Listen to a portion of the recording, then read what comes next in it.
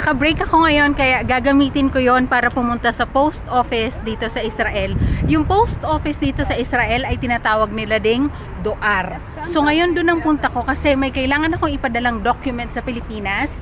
Hindi ako makakauwi sa Pilipinas kaya yung documents muna ang babiyahe. Sana all! Ayun.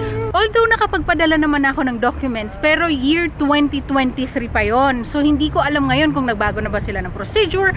Nakalimutan ko na rin yung process, saka kung paano magpa-appointment. Kaya mag-i-inquire lang muna ako ngayon kung paano ang gagawin. Sama ka? Tara, let's! Pero, wait lang. Mag-outfit check lang ako ng mabilis. Ayan ang outfit ko for today. Yummy. Ice cream good. Yeah. Ice cream yummy. Ayan ang DOAR dito. Or Israeli Post. Magtatanong lang muna ako. Pero may kabayan akong nakita doon. Lalapitan ko siya at tatanungin. Akala ko kabayan, hindi pala siya kabayan. Sanggalat na pahiya ako dun.